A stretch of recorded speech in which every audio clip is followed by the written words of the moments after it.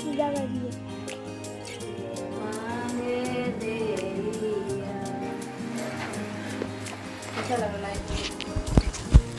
Hello my YouTube family, कैसे हैं आप सब। आई होप कि आप लोग सभी बहुत अच्छे होंगे। फ्रेंड्स आज है तीज का दिन और आज है हमारा हरितालिका तीज। तो तीज की तैयारी शुरू हो गई है और ये हो गई मैं रेडी तीज की पूजा के लिए। बिल्कुल सिंपल तरीके से रेडी हो गई हूँ बहुत ही जल्दी, क्योंकि सारा दिन ऐसे ही बहुत थके हुए थे।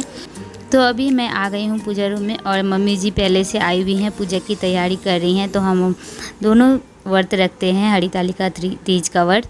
तो अभी यहाँ पे पूजा रूम में आई हूँ मैं, और जैसे जैसे मम्मी जी बता रही हैं वैसे वैसे मैं भी पूजा करूँगी यहाँ पे। और आज का जो पूजा है ये हम लोग अभी रात के समय में यानी कि शाम के समय में कर रहे हैं। तो बहुत जगहों पे सुबह में भी तीज की पूजा हुई है, बट हम लोग आज शाम को करेंगे। प्रदोष काल में ही भगवान भोलेनाथ की पूजा की जाती है, माता पार्वती की। और हमारे यहाँ जो पंडित जी आए थे विश्वकर्मा पूजा कराने, वो भी बोले थे कि शाम में भी कर सकते हैं, शाम को भी मुहूर्त है। तो बस हम लोग अभी कर लिए, क्योंकि दिन में घर में विश्वकर्मा पूजा हो रही थी तो उसी में व्यस्त थे। तो अभी हम लोग आए हैं अपने पूजा रूम में पूरे अच्छे से सज धज के। 16 श्रृंगार बोलते हैं आज के दिन सुहागिन स्त्रियों को करके पूरे मन से भगवान भोलेनाथ और माता पार्वती की पूजा करनी चाहिए। तो हम लोग अपने से ही पूजा करेंगे यहाँ पे। पहले पूजा करेंगे, उसके बाद कथा पढ़ेंगे, फिर आरती होगी। तो पंडित जी तो चले गए हैं, हम लोग सोचे थे कि पंडित जी से पूजा करवा लूँगी। आज वो आए थे तो पूजा विश्वकर्मा पूजा की कराने के लिए, बट वो बोले कि आप लोग अपने से कर लीजिएगा। तीज की पूजा औरतें जो हैं मिल के अपने से कर लेती हैं। तो बस हम लोग अपने से पूजा कर लिए हैं। और यहाँ पर मैं आई हूँ तुलसी मैया को दीप दिखाने और विष्णुवान को।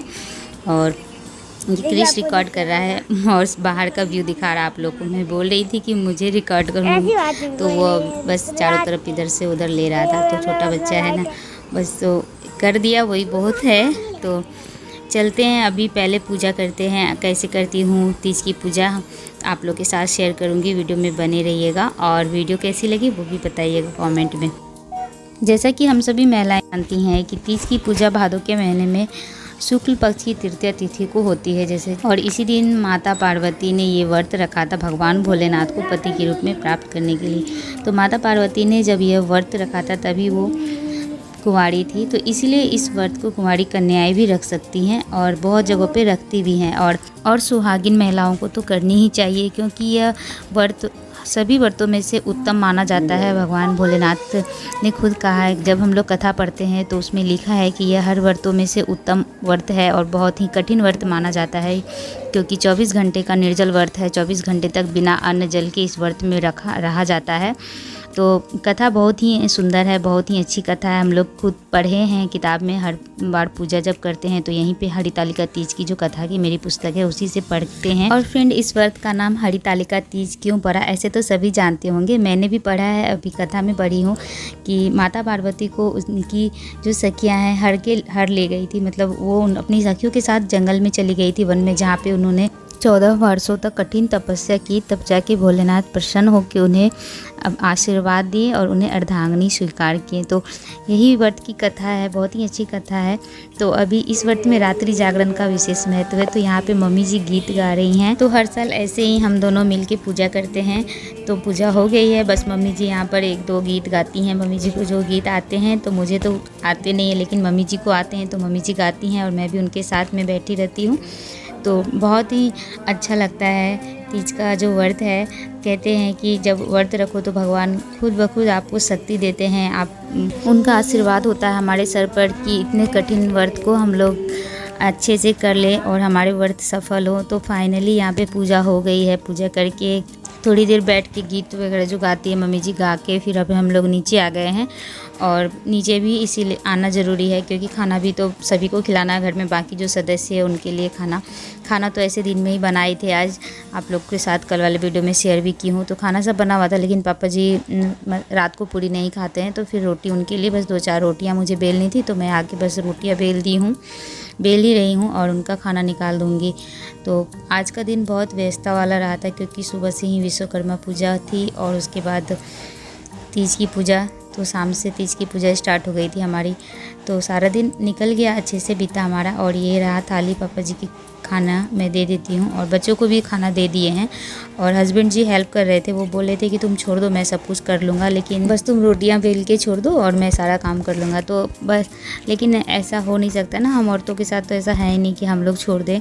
चाहे कितने भी भूखे प्यासे क्यों ना हो, हम लोग को हमारे सामने जो काम होते हैं वो हमसे तो रहा नहीं जाता है कि ऐसे छोड़ छाड़ के मैं चली जाऊँ। तो बस इसीलिए तो नारी को शक्ति का रूप कहा जाता है, माता का रूप माना जाता है, क्योंकि उनके अंदर इतनी शक्ति होती है एक नारी के अंदर कि वो एक संतान को जन्म दे सकती है, तो कुछ भी कर सकती है। एक औरत के अंदर इतनी ताकत होती है कि वो दुनिया का कौन सा काम ऐसा है जो नहीं कर सकती है। इसीलिए कहते हैं कि नारी जो है सर्वशक्तिमान होती है। तो कभी भी नारी की कभी अवहेलना नहीं करनी चाहिए, उन्हें ललकारना नहीं चाहिए और हमेशा स्त्री की इज्जत करनी चाहिए, उनका सम्मान करना चाहिए, चाहे वो किसी रूप में भी हो आपके सामने, चाहे पत्नी के रूप में हो, बेटी के रूप में हो, बहन के रूप में हो, हर रूप में ही नारी पूजनीय होती है। सो फ्रेंड, तो अभी मेरे काम हो गए हैं, सबका खाना पीना हो गया है, बस थोड़ा बहुत जो काम है खाना वगैरह जो है फ्रिज में रख दूँगी और थोड़े बहुत जो बर्तन है वो सुबह देखेंगे, आज अभी नहीं करेंगे। और हर्ष मुझसे पूछ रहा था, यहीं किचन में है देख सकते हैं, मम्मा आप पानी नहीं पियोगी? तो मैं बोल रही थी कि नहीं, आज पानी नहीं पीना है हम लोगों को, आज हमारा व्रत है। तो अभी मेरे सारे काम हो गए हैं, ज़्यादातर नहीं थे काम, क्योंकि दिन में ही पूजा करने से पहले ही मैंने सब कुछ निपटा लिए थे काम की, मुझे रात को ज़्यादा काम ना रहे। और अभी सब लोग सोने के लिए जा चुके हैं, मम्मी जी भी गई हैं अपने रूम में, लेट जाएंगी क्योंकि उनकी तबीयत उन्हें ठीक नहीं लग रही थी। तो बस मैं अकेली हूँ जो मुझे जागना है, क्योंकि मुझे नींद नहीं आती है। जब भी मैं इस निर्जल व्रत रखती हूँ तो मुझे नींद नहीं आती है, तो बस मैं जागूंगी। और आज की वीडियो को भी यहीं पे एंड करूँगी। आशा करती हूँ कि मेरा आज का ब्लॉग आप लोग को पसंद आया होगा, तीज का ब्लॉग। और कैसा लगा मुझे कमेंट में कि बताइएगा आप लोग का कमेंट का वेट करूँगी। और आप लोग सभी को हैप्पी तीज, क्योंकि तीज का ब्लॉग है इसीलिए